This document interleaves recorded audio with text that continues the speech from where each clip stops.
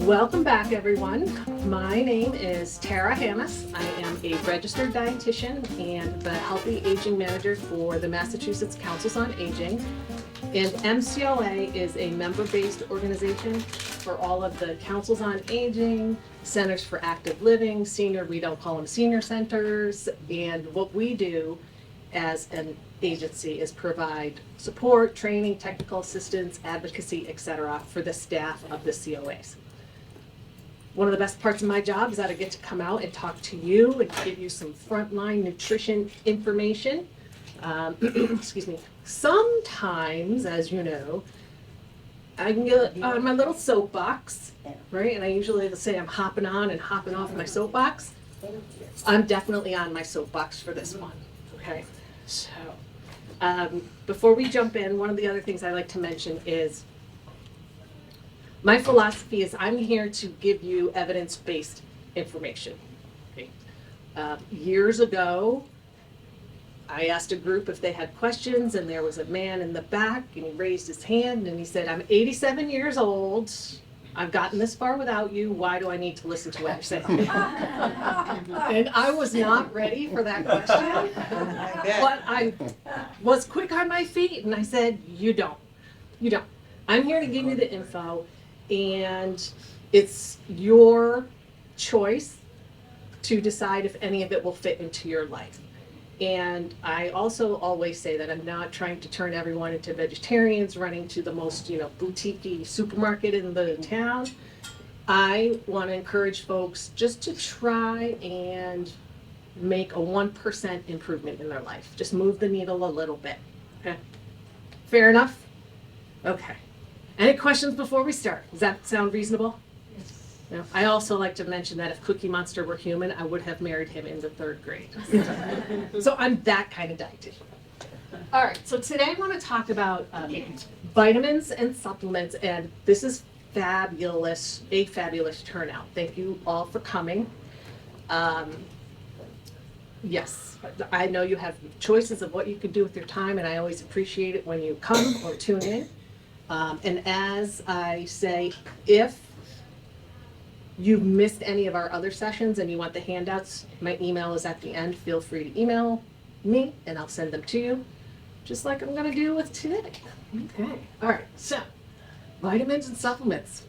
You guys, I'm gonna guess, have questions and thoughts, right? And opinions.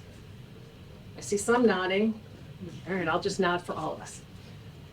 Our roadmap, I always like to lay out for folks. We'll talk a little bit of an overview and background, closer look at an example, which is, every time I see it, I sigh like that.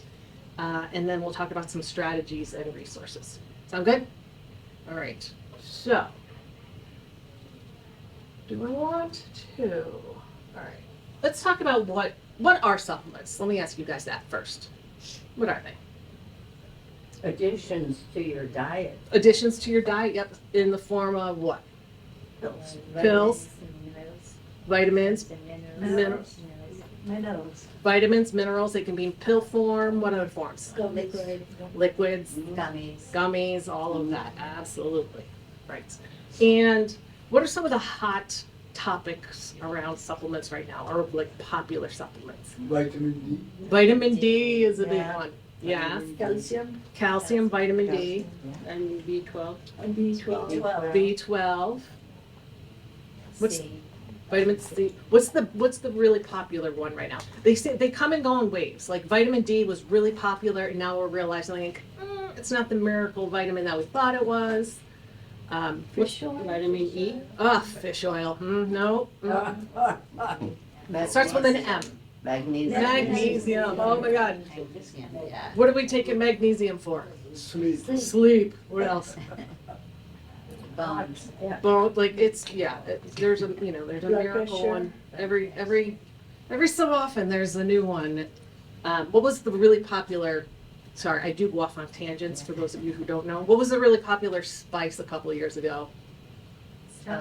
Turmeric. That's right. See, it's still stuck in your mind, right? And ginger. Yes.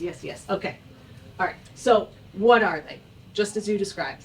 They can be pills, they can be powders, and they will provide other herbs, vitamins, minerals, and several other things. The common types you mentioned, nobody mentioned a multivitamin. I'm surprised. Yeah. Oh, yeah. Vitamin D, calcium, fish oil, probiotics, and then turmeric, ginseng. Yes, yes, yes. See, you already know. All right, thank you very much. All right. I have no idea what ginseng is. It's one of many. Oh, come on in. We've got some space right here. Why do we take them? Or why do we consider taking them? To keep ourselves healthy and young. Young, Yeah. healthy, anti-aging. There's no anti-aging. Can we stop saying that? It's great to age, right? It's fine. It's wonderful. All right, it might not be wonderful sometimes, but it beats the alternative, right? We want to stay as healthy as we can for as long as we can. We want to stay in our homes, stay in our communities. We don't want to fall and start that potential downward spiral, right?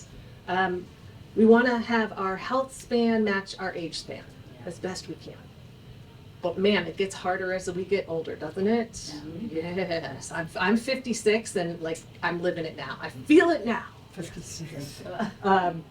Okay, so why do we consider the supplements? Anybody been told by their primary care provider that you should take something? Yes. Yes. Yeah, particularly vitamin D is one of the big ones, right? Multivitamins and See, calcium. calcium. How about commercials? Oh, yeah. Any commercials pop into your mind around any supplements? No, no. Specifically that are on in the evening? Okay, we'll get to that. Mhm. How about testimonials? Oh, yeah. So who usually provides testimonials? Movie stars. What'd you say? Movie Movie stars. stars, yeah, absolutely. Celebrities, as well as patients or people paid for their testimonial, right? Actors. Of course. Okay. We also consider taking supplements because there's so much confusing information around nutrition. Raise your hand if you agree. Yeah. Yeah, I know everybody back there agreed as well. I call it job security, unfortunately. Some are popular, some are really popular, like the ones that you mentioned earlier. So if Margaret took it and Sally took it and Sarah took it, I'm like, oh, well, this must be doing something. If all of these people are taking it, it's gotta be working. They're also considered, whether we know if they work or not, as a placebo effect. So, Margaret could be taking it and it's working for her and Sally and Sarah, and I could take it, but it really doesn't do anything, but I'm believing that it does. Okay. Think of it as like the sugar pill that you think is doing something. Any questions so far? Every time I give a presentation, I'm short of breath because I want to tell you everything in 5 minutes. I'm really working on trying to slow down. Okay, so why are they recommended? Why, for those of you who are taking vitamin D or calcium, why was that recommended to you? That's just the sense. I don't know, just because Getting enough. So because somebody sells them to you? Yeah. Yeah, your family member? Yeah. Because we're old. Because you're And we old? need all Okay. That's actually not a bad point because as we age, aging really is the breaking down of our cells. And as we get older, our systems, generally speaking, don't work as well. So we have changes to our GI tract. We might not be absorbing or digesting certain foods, minerals in certain components in the foods we eat is what I'm trying to say. Yeah, sometimes you just think, why am I bothering with this stuff? I eat a Expensive. regular diet. Mm-hmm. Yep. Yeah. Sometimes like, why am I so why are we bothering? Yeah. Right? Because why are we bothering? That's a good question. Let me Well, ask if you go to the doctors and you have an appointment, like a physical, Yep. they run all your blood. Yep. So they look to see what the levels are to make sure everything's right where it should be. So let's say, they'll say to you, well, this is low or that's low. So the first thing you do is run to the store and get a big bottle of it Right, and right. start taking. Yeah, so if you have labs run and you don't have an abnormal value and you're low and say you are trending towards anemia, right? You might want to run and grab some iron or something. Yeah. Yes, absolutely.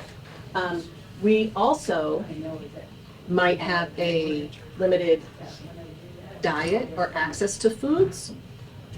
Our appetites change as we get older. Anybody less hungry now than you were like 20 or so years ago? Yeah. Yeah, some yeses, some like no, yep. Mhm. Do you know why that is, or partially why that is? Anybody? Anybody want to guess?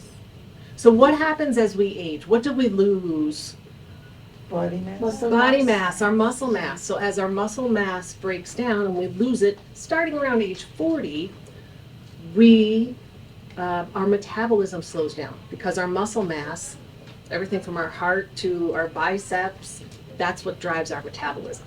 So the more muscle mass we have, the higher our metabolism will be, included, like, and that's just like your basal, your base rate, separate from exercising. So if we have a lower metabolism, we don't need as many calories. So as our bodies are shrinking and we don't need as many calories, then we don't have the same appetite. Does that make sense to folks, to fuel it? Okay. Yeah, but we don't want our muscle mass to decrease. I keep telling my husband, you gotta eat more protein. You need to eat more, right, we don't want our muscle mass to decrease, so we want to eat more protein, but along with the protein, we have to do weight-bearing exercises. Yeah. Walking is great, but lift those weights. It's never too late to start. I tell this story so often, and I'm going to tell it again for anyone who's missed it. When I was in graduate school, I was part of a study, and I was a control subject. We were looking at building quadriceps muscles, and we did like pushes and leg lifts. That was in the controlled group. 6 weeks we did that. We go get a scan, cross-section, and we could see that the muscle grew. No surprise, right? And I was in my late 20s when I was doing that as a control. The test subjects, there was a 90-year-old woman who did the same 6 weeks, and they saw that her quad muscles grew as well. Wow. Right. So it's never too late to start. And that's the reason why I share that with folks. All right. So protein and weight-bearing exercise. We also might not have access to all of the foods that we should. And that could be due to what? Finances. Finances. Yep. We might not have the funds. Season. The season. Access. What kind of access? Lack of access. Get to the stores. Yeah. The right stores. Might not have a store close to you. You might not have transportation. You might have to rely on like the shuttle, or you might have to rely on public transportation, and sometimes then that limits how much you can carry, right? And you also might not have the energy to cook, right? How many of you guys are cooking like a huge dinner every night for a family of 4? Right? It's like that changes over time. Yeah, right? thank God. I think we've talked about cooking for one and how fun it is, right? It's different, it's fun, it's just different. And then medications. Medications can change how much we absorb or don't absorb of different nutrients. And there's a website that I often refer to called drugs.com. You can go to this website and put in your prescriptions, and there's usually a section on any contraindications, any with food. So there'll be a section on food and say take it with this or avoid this food for each of your prescriptions. All right. Just one other reference for you. Some of you who have been here before, you're like, yep, okay, I heard about drug.com, I heard about the 90-year-old woman, and what else do you have for me? All right. This is similar. Why do we take them? Not just because our sister's selling them, Yeah. right? And we want to keep the family vibe calm. We actually might have nutritional gaps. Like we might be low on iron. Less to support our bone health, our heart health, all of the health of our systems. Right? help with energy or memory. So based on what I just told you, are any supplements going to increase our energy? Are they gonna like rev up? Are any of them going to increase our metabolism? I'm so glad all of you said no, because that's the correct answer. Yes, there's no pill that's going to increase your metabolism, right? It might make you feel jittery a little bit, right? It could be a stimulant, but it's not increasing your metabolism. And then let's manage specific health conditions. And memory. And I think it's gonna help your memory. how's food gonna help your memory?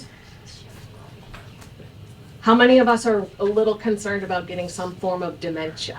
Yeah. Yeah, so part of it's also fear related too, right? Yes. There's a lot of tactics that supplement manufacturers use to encourage us to buy them. Do you know that 60% of Americans are on one or more supplement? What's that? 60% of Americans are on more than one supplement. I believe that. 60%. Years ago, there were about, I think the statistic is 2,000 supplements on the market. And over time, and we're gonna get to a certain point in time, over time, there are now, guess how many on the market? Estimated. Thousands, Yeah, what's the number of thousands? 5,000. 5, 3, 10, 10, 4, 15, 15? 20? Can I get a 20? Can I get a 21? 90. There's 90,000 supplements on the market. Wow. Mm-hmm, yes. So will they help? What do you think? Will they help? Not sure. Not sure. We want them to, we're like, we don't know, that's why we're here. We want them to help. It's all good, we have all good intentions. You already, if, one of the reasons, say I get ahead of myself. One of the reasons my people, the dietitians, tell you to eat a wide variety of foods is so that you are getting all of the vitamins and minerals that you're supposed to get, and the macronutrients like your fats, your healthy fats, your proteins, your carbs, and all of the other components that we don't even know about yet. You know, we have phytochemicals and the different pigments and et cetera. Oh, and I left out fiber. We need to get enough fiber too. So if you're eating a varied diet, you should be okay. Don't, I'm gonna hold that thought for 1 second. You could be taking them just in case, and that is fine too. Again, I wanna give you the information, you decide what to do. You can take them just in case, but what will you absolutely have if you take them just in case? What's the one thing? What?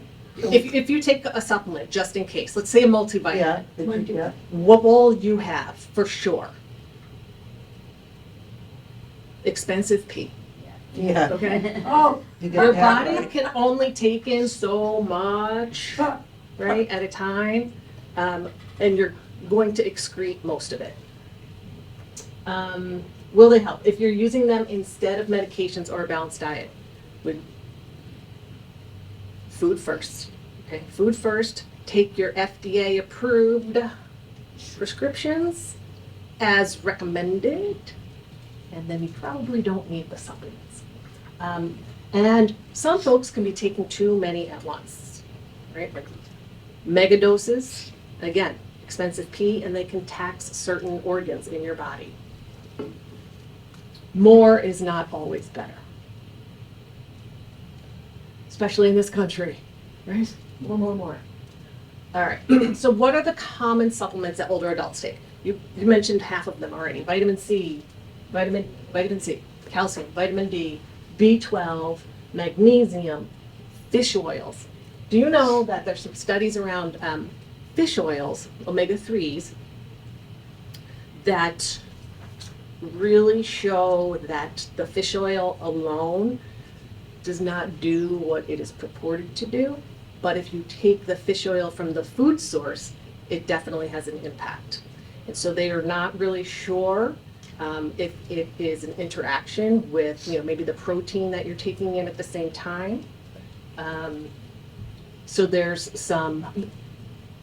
are a number of cases where the studies come back and show that they don't do what they're supposedly, what they're supposed to do. That's what I'm trying to say. Okay. You didn't mention K2. K2. K2, yep, I take that with magnesium. okay. Mm-hmm. So D3 and K2. Yep. Everybody, like, I'm sure most folks, like I said, 60% of Americans take something. So I'm not surprised. Yep. And multivitamins, a lot of people call this what? Their insurance policy, right? Just in case, I'm not sure.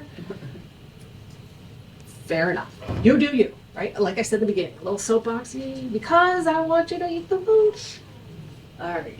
So here's some other myths related to supplements. If it's natural, it's safe. Does natural always mean that it's good for you?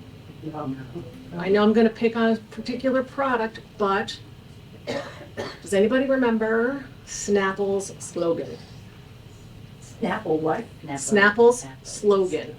I know you have to go back a couple decades. Use that memory. Made from the best stuff on earth, right? What was the main ingredient in those iced teas? Sugar. Is sugar natural? Yeah. Right, right? So it's not, it doesn't always mean it's good for you. The myth is that supplements don't have any side effects. They're fine. I take it and I'm fine. Are you? Are you? Nausea, bleeding, internal bleeding, liver or kidney problems, put an extra strain on those beautiful detoxifying organs that we have. You do not need a detox supplement. You do not need to go on a detox diet because your body already does that. You don't need a colon cleanse, okay? Your lungs, your liver, your kidneys, and you're all set. You're already detoxing. You're detoxing while you're sitting here, okay? Should everybody take a multivitamin? No. No. Why not? I just heard It might no. interfere with something else. Yeah, they could interfere with like a prescription you're taking. Absolutely. Yep. Or you could have a GI issue where like you should not be taking so much of XYZ. All right. Okay, we're getting there. All right. So, what are some other claims that you've heard of, like cures Alzheimer's or melts belly fat? What are some other claims that you've heard about supplements? Improves energy. Right, gives you energy. Yep. We mentioned the memory. Yeah, memory. Yeah. Anything else that comes to mind? No. It's also dangerous if you're mixing your prescriptions with your supplements as well as with the food, which is why I mentioned that website for you to look at. So, be wary of online or regulated brands. Now, I say that, and it's a little misleading because how many of the supplements how are our supplements regulated?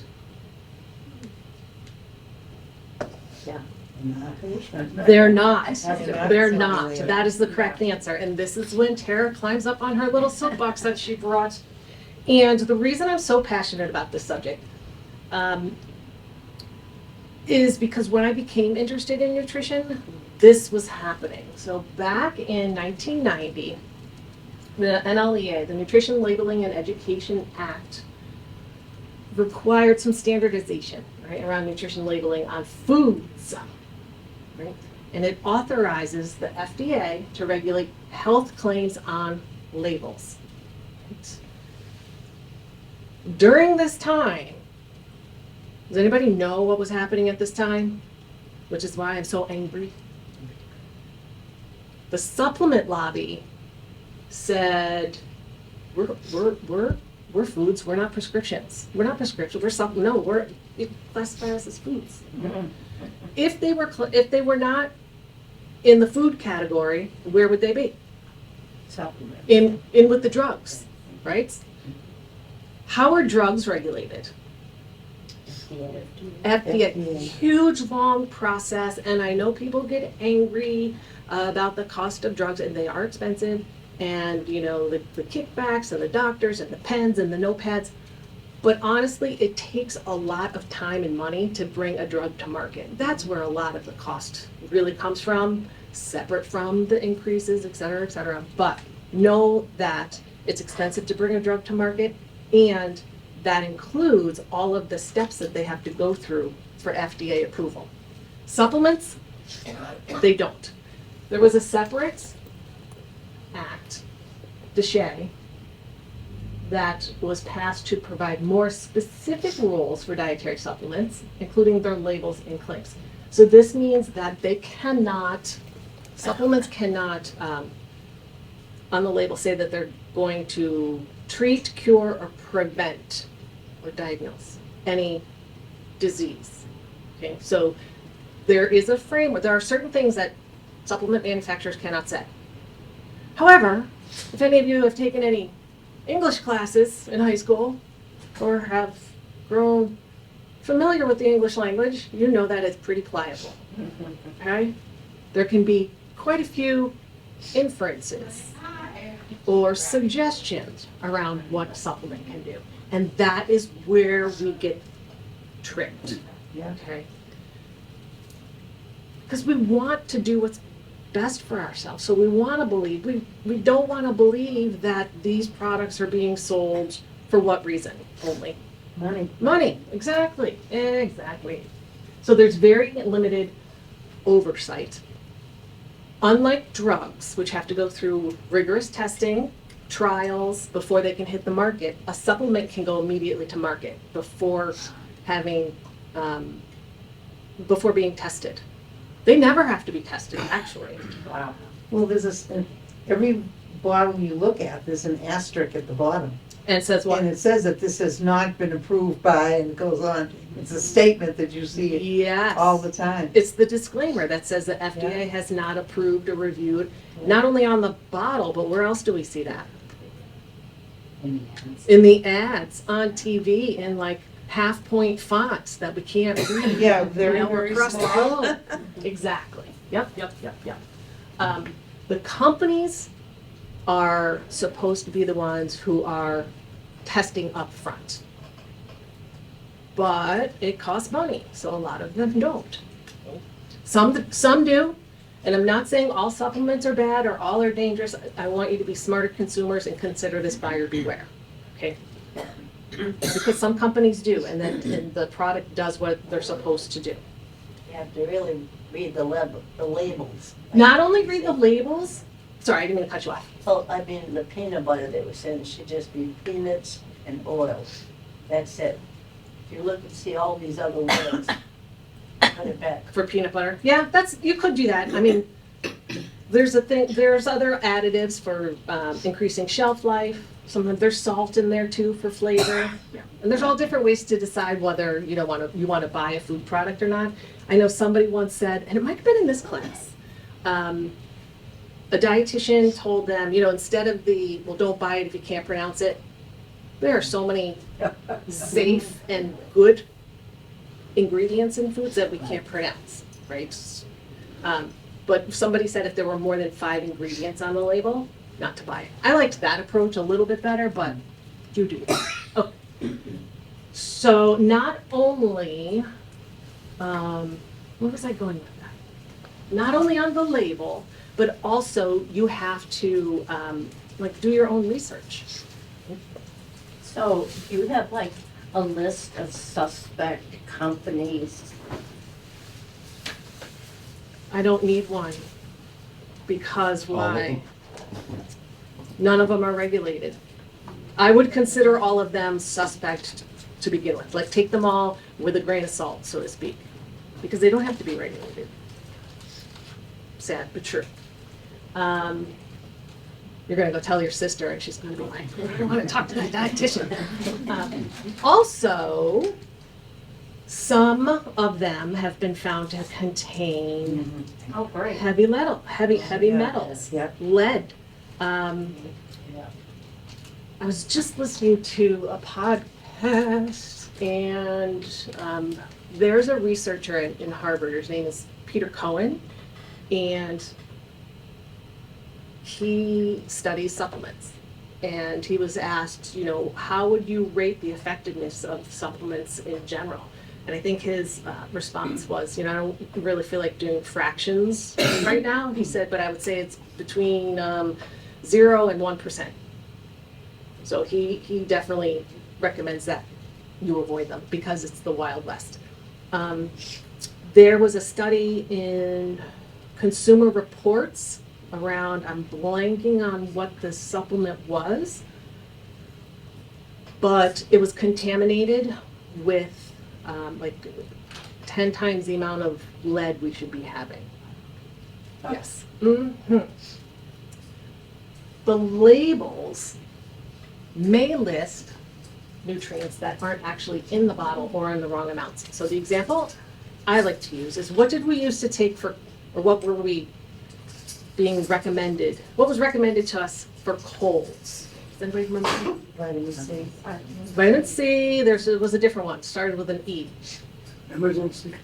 Oh, emergency, yep, nope, that's a good guess though. Echinacea, remember echinacea? Right, yeah. Now, I don't remember, I don't know off the top of my head where, you know, I think the echinacea comes from, I think it's the coneflower? Yes, it is. Okay, oh, Yeah, look at, I remember. sunflower, yeah. But I don't remember if the echinacea, that the active ingredient comes from like the petal or the stem or the leaf, all right? Yeah. Let's say it's in the leaf.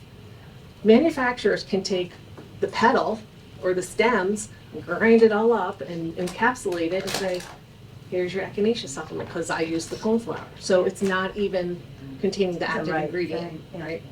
And there have been a number of studies that showed that, let's say for example, the active ingredient is in that supplement, that the amount of that active ingredient isn't the same, right, in all of the bottles. They found that the amount of the active ingredient will vary by production lot, you know, different times that it's produced. It will vary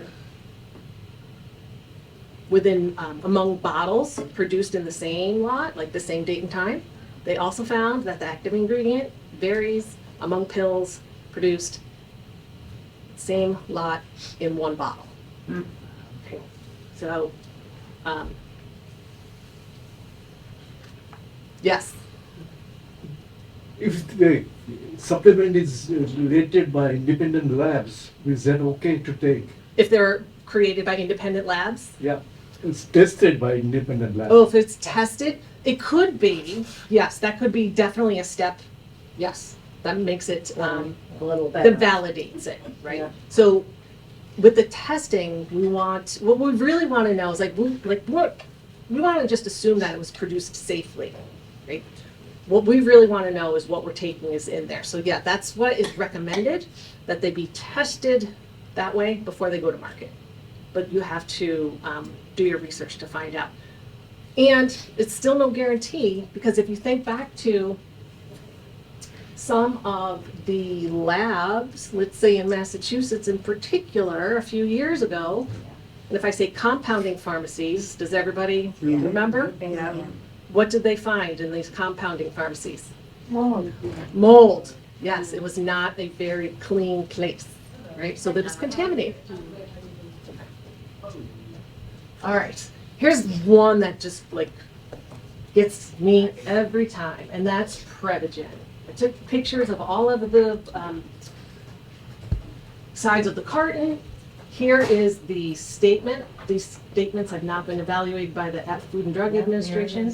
This product is not intended to diagnose, treat, cure, or prevent any disease. So it's the diagnose, treat, cure, or prevent, right? So they're telling you right now.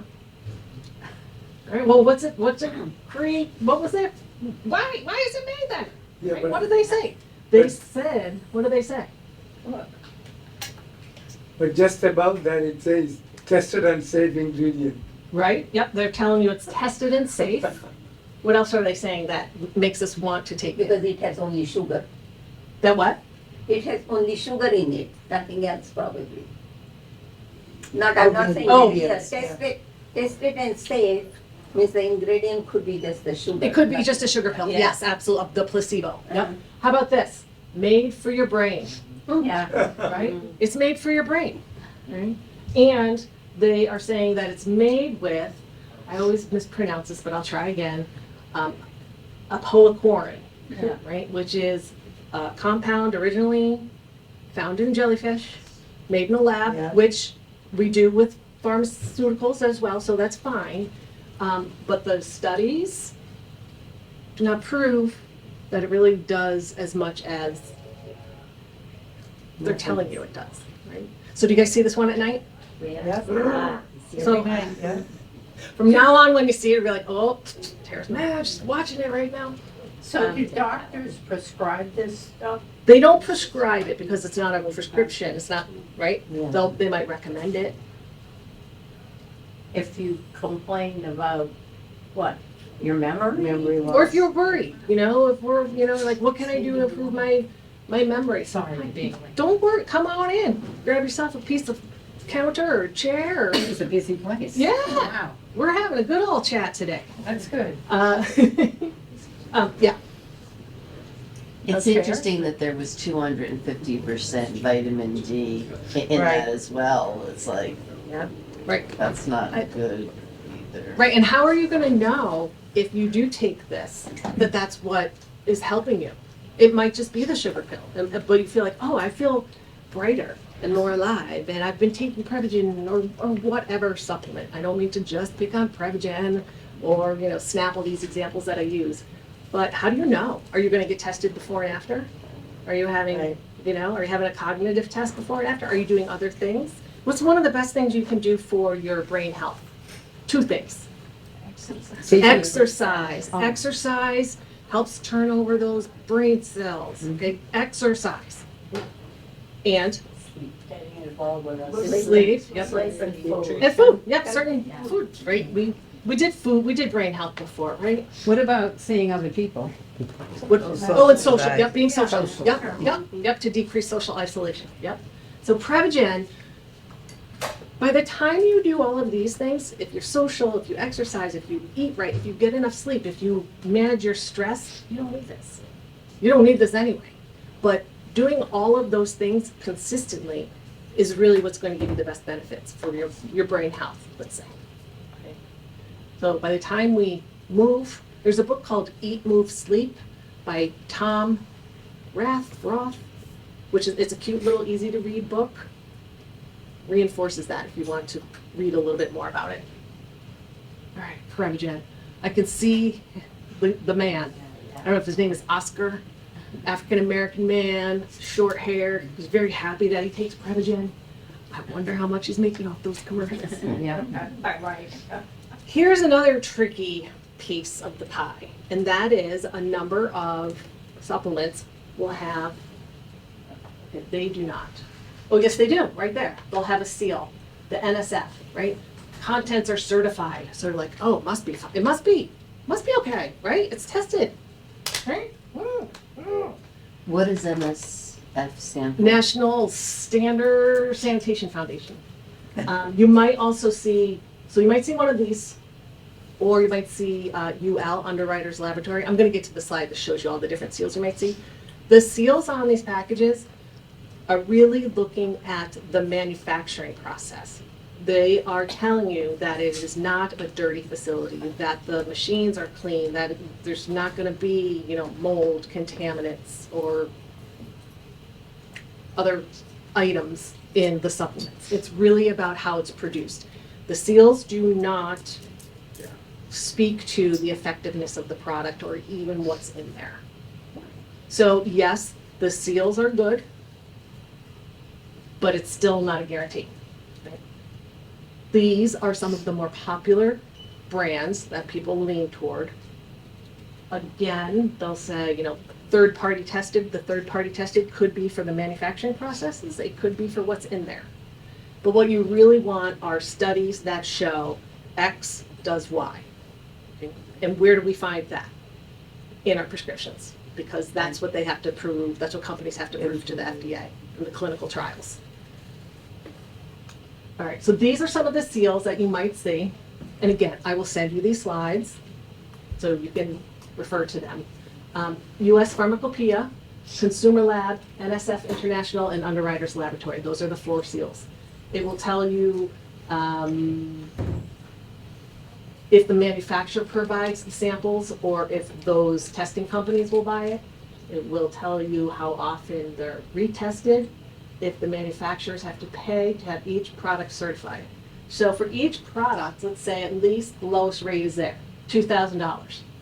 We got 2 to 8,000, right? 3 to 5, 3 to 5, 3 to 15. So how many of those manufacturers do you think are spending at least $3,000 on each of their supplements to have them tested? Some, but Very not, few. right? And then there are some products that won't be tested. Products marketed for weight loss or sexual enhancement, NSF will not test those. That's just one example. But again, the supplement seal doesn't guarantee the effectiveness of the product. Did you guys know this part already? What the seals meant? Did you? You don't have to raise your hand. I will still respect and love you for whatever you choose to do. But for those of you who do use supplements, do you ever look for any of the seals on the product? I'm just curious. No. No, not so much. You just figure, well, CVS is selling it, it's gotta be safe, right? See, now I'm picking on CVS. No one is safe. All right. Resources for you. I always like to give you some resources to take with you. So Consumer Lab was one of the testing companies. And they, referring to Prevagen, they said that the quality of the evidence used to support their claims is concerning. Oh, what? So the quality of the evidence was not there, basically. And this is similar to creatine. Like people will take creatine for what? For muscles, yeah. It's usually it's recommended, like if you're working out, you take creatine. But specifically, it is to help your recovery between weightlifting sessions, right?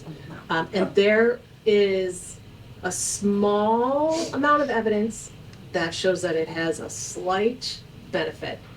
But of those studies that showed it did have effectiveness, it was weak, and it was a small study.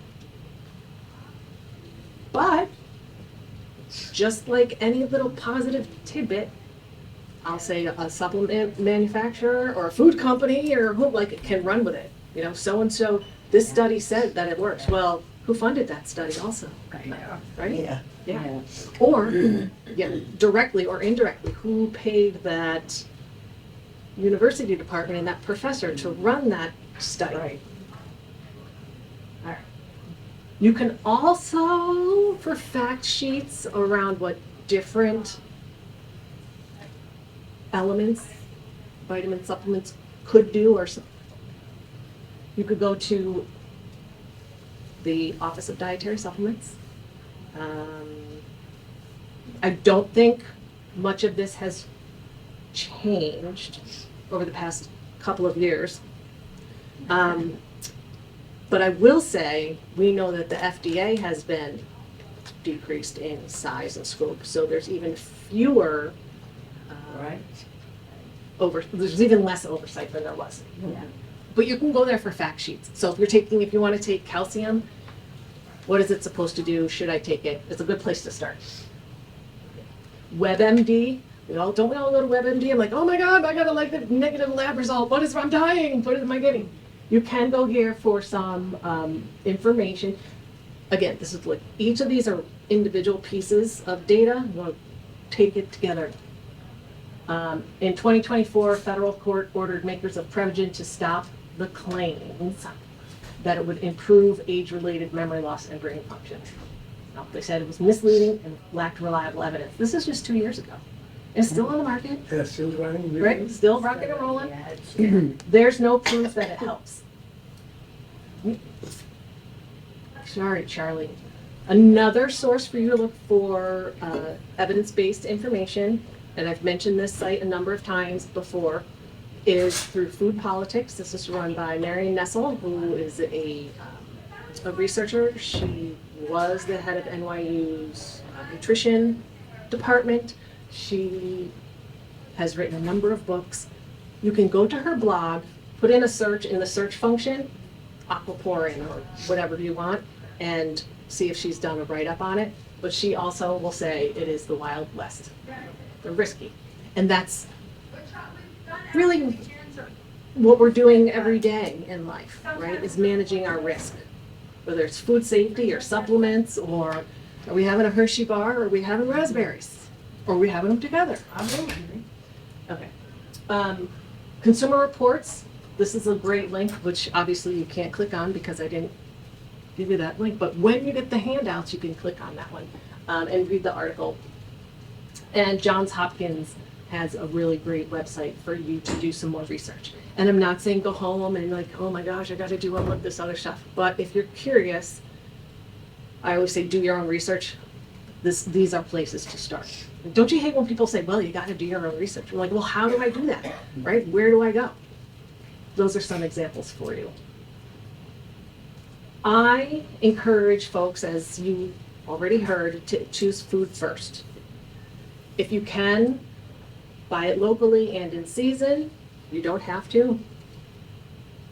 Buy the best food that you can with the money that you have and with the energy you want to spend on preparing it. But Massachusetts has a really great, I actually do have copies of this for you guys today though. It's a Mass Grown Produce Availability Calendar. You can see that it lists each month, and this is just the top segment of it, you know, what is grown or harvested when. So where are we now? We've just gotten to June. No, not so much yet. Or am I in the wrong? Oh yeah, June's right here. Strawberries. Yes, we know the strawberries, right? We cannot wait. And arugula, oh my goodness. 'Tis the season for arugula. Here we go. Right. Have you guys seen this before? No. No? I love this. I just wish DCR, if you're listening, it could be made into a larger poster that I could distribute to the COAs and to you guys, because you do need your glasses for it.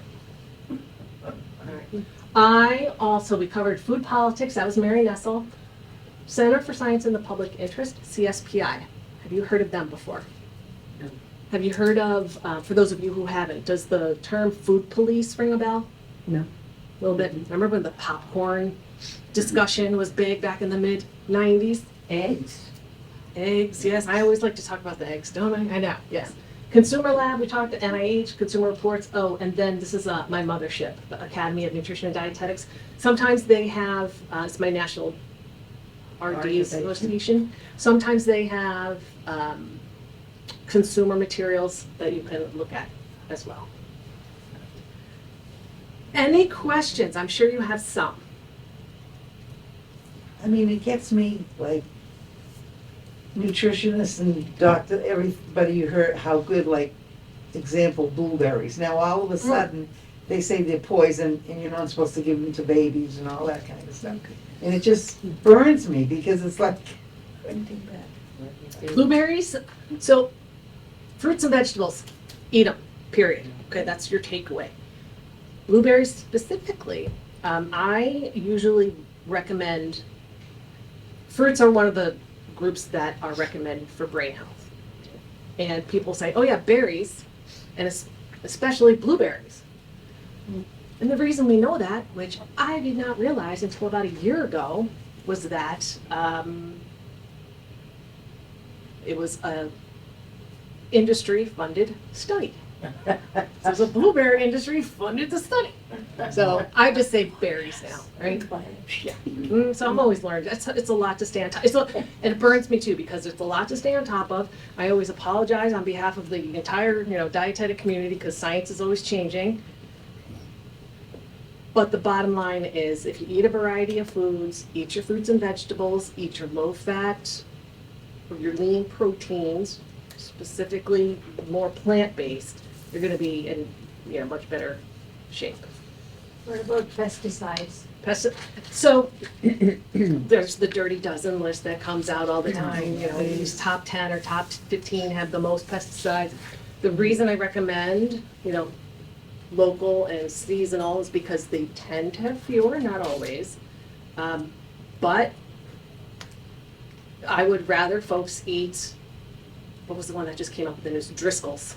right? Driscoll's berries came up with higher pesticides. I'd rather folks eat them than not. Yeah, yeah. Rinse them, definitely. Right. Rinse them. Organic. Organic is fine too. So the problem with not problem, but the detail with organic is it's really how you're treating the crops and the land. And the organic certification can get kind of muddy. And if you have an organic farm and your farm is not organic and you're spraying and you're down the road, it could get down to, it can cross-contaminate. So yes, you can buy organic if you choose and if you can afford it, absolutely. Yep. You had a question too? Yeah, No. same thing. Oh, okay, organic. yeah. Any other questions? That's why blueberries are getting more expensive. Everything's getting more expensive, everything, definitely, Yeah. definitely. Was this helpful? Yeah. You're all like, okay. Now, would you run We're like, off, okay, what do I do now? are you gonna run off all the, Yes, fun so, stuff? again, Bring them next month? For those who came in late, not even late, those after us, too slow. I thought we were doing a different topic today, so I didn't bring the Yeah, handouts. So you can email me and I'll send them to you, or I'll bring them next time. Okay, just bring them next time. All right. Perfect, thank you. If there are no other questions, I hope this was helpful, and I appreciate you for attending. I love the size of this crowd, and I hope to see you next time. Great. Great, thank you. Thank you.